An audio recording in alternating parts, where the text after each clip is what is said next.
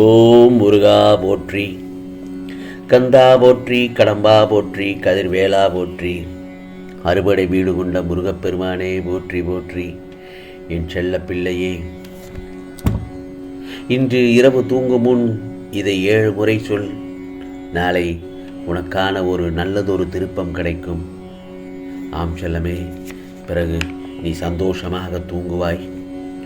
உன்னுடைய துன்பங்கள் எல்லாம் முடிந்து விட்டது. இது முருகப்பெருமானின் அருள் வாக்கு, சத்திய வாக்கு. உன்னுடைய உழைப்பை பிறர் உறிஞ்சும் போதும், உன்னுடைய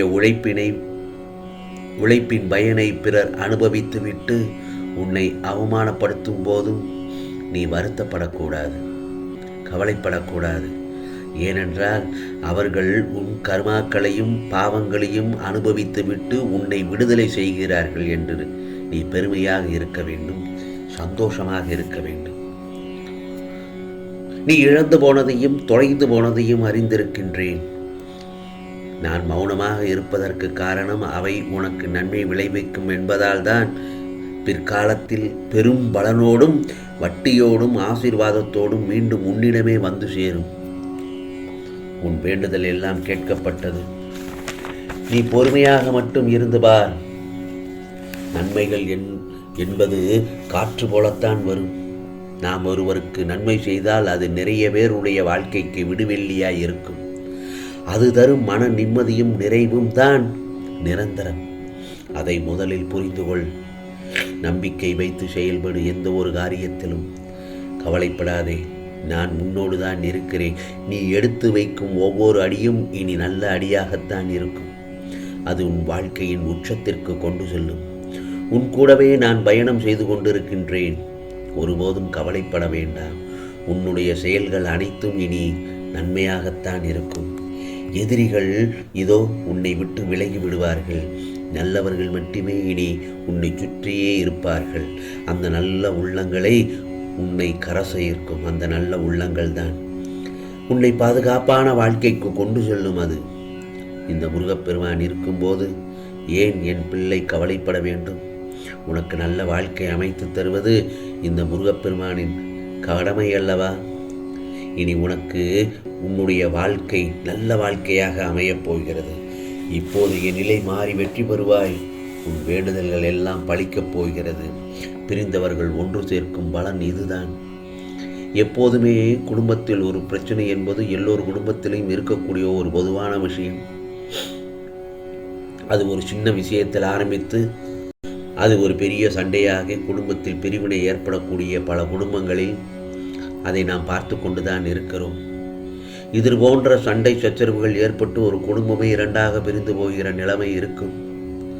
அப்படி பிரிந்த குடும்பங்கள் ஒன்று சேர்வதற்கு என்ன வழி?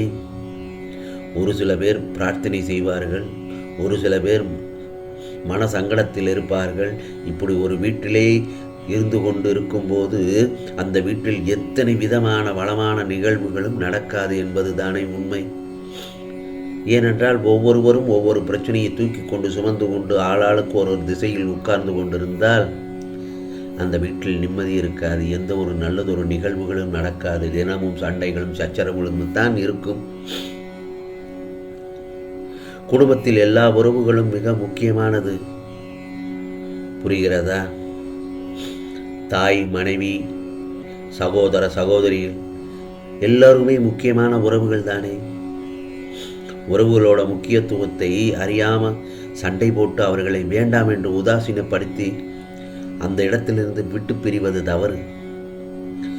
பிரிந்த குடும்பங்கள் ஒன்று சேர, பிரிந்த உறவுகள் ஒன்று சேர நான் சொல்வதை கவனமாக கேள். அந்த நேரத்தில் உன் நம்பிக்கையை இழக்கக்கூடாது, பொறுமையை இழக்கக்கூடாது. பொறுமையுடன் இருக்க வேண்டும். பொறுமை காத்திரு என் செல்லமே. நம்பிக்கையோடு இரு. இந்த 2ஐயும் நீ கடைபிடித்தாலே போதும். உன் குடும்பங்கள் எல்லோரும் 4 பக்கம் சிதறி கிடக்கின்ற குடும்பங்களை நீ ஒன்று சேர்த்து விடலாம். ஏன் எல்லோரும் சண்டை போடுகிறார்கள் என்று முதலில் ஆராய்ச்சி செய்.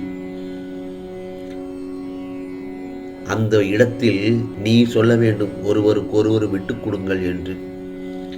யாராவது ஒரு ஆள் விட்டு கொடுத்தாலே போதும், அந்த இடத்தில் அமைதி நிலவும், அமைதியாகிவிடும்.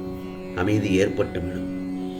ஆகவே உறவுகள் புரிதலோடு அன்பு கூடத்தான் செய்யும். பிரிந்து சென்ற மனைவி எல்லாம் ஒன்று சேர்ந்து விடுவார்கள். பிறகு குடும்பமே ஒற்றுமையாக இருக்கும். அதைத்தான் நான் சொல்கிறேன். உன் குடும்பத்தை காப்பதை என் கடமையாக எண்ணுகிறேன் அல்லவா? இந்த பிரபஞ்சத்தில் வாழ தகுதியற்ற பலரால் வெறுக்கப்பட்டாலும் உன்னை அரவணைத்து அன்பு காட்ட நான் இருக்கிறேன். இந்த முருகப்பெருமானின் ஆசீர்வாதம் உனக்கு முழுமையாக கிடைத்துவிட்டால் இந்த உலகில் உள்ள அனைத்து கடவுள்களின் ஆசீர்வாதமும் உனக்கு முழுமையாக கிடைத்தது போன்று உணர்வாய். சோர்ந்து போன வாழ்க்கையையும் சோதனையும் உன்னை சூழ்ந்தே இருந்தாலும் இந்த முருகப்பெருமான் உன்னோடு இருக்கும் வரை உன்னை யாரும் சாய்த்து விட முடியாது. உன் தன்னம்பிக்கையில்தான் நான் இருக்கிறேன். ஆகவே நீ எதையும் சாதிக்க பிறந்த என் செல்ல பிள்ளை நீ. பல்வேறு எண்ணங்களால் நீ துவண்டு போனாலும் உன்னை ஒருபோதும் தளரவிட மாட்டேன். என்னை நினைக்கும் உன்னை நான் ஏன் கைவிடப் போகிறேன்? வாழ்க்கை என்றால் பல சோதனைகள் வரும், பல கஷ்டங்கள் வரும், பல துயரங்கள் வரும். உன் வாழ்க்கையை கூட நீ வெறுத்து விடுவாய் அந்த சமயத்தில். ஆனால் செல்லமே, கடைசி நிமிடம் கூட சில அற்புதங்களை அந்த இடத்தில் நிகழ்த்தி விடுவேன். கண் கலங்கி நிற்க வேண்டாம். உன்னை காத்து உன்னை வழித்துணையாக எங்கும் நிழலாக நான் வந்து கொண்டுதானே இருக்கிறேன். இப்போது சொல்கிறேன் கேள். கண்டிப்பாக உன் தேவைகள் எல்லாம் பூர்த்தி செய்யப்பட்டு இந்த முருகப்பெருமான் ஆசீர்வாதங்களுடன் வந்தடையும் நாள் வெகு தொலைவில் இல்லை. நிச்சயமாக இன்று இரவு தூங்குவதற்கு முன் இதை 7 முறை நான் சொன்ன மந்திரத்தை சொல்.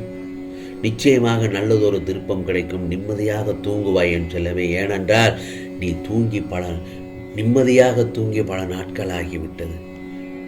தூங்குவதற்கு முன் நிம்மதி எந்த ஒரு கெட்ட சிந்தனைகளும் இருந்தால் தூக்கம் வராது. கண்ணை மூடினால் பல பிரச்சனைகள் உன் முன்னே வந்துதான் நிற்கும்.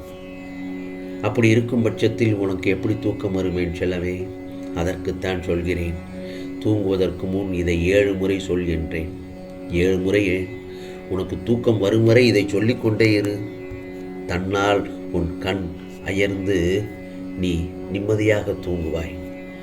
ஏனென்றால் அதுதான் இந்த முருகப்பெருமானின் அருள்வாக்கு. அது என்ன மந்திரம் தெரியுமா? இந்த மந்திரம் இலகுவான மந்திரம்தான். சொல். ஓம் முருகா போற்றி, ஓம் முருகா போற்றி, ஓம் முருகா போற்றி, ஓம் முருகா போற்றி, ஓம் முருகா போற்றி என்று உன் மனம் நிம்மதியடையும் வரை இந்த மந்திரத்தை சொல்லிக்கொண்டே இரு. சந்தோஷமாக நிம்மதியாக தூக்கம் வந்துவிடும் என் செல்லமே. பிறகு நாளை உனக்கான நல்லதொரு செய்தியை அனுப்பி வைப்பேன்.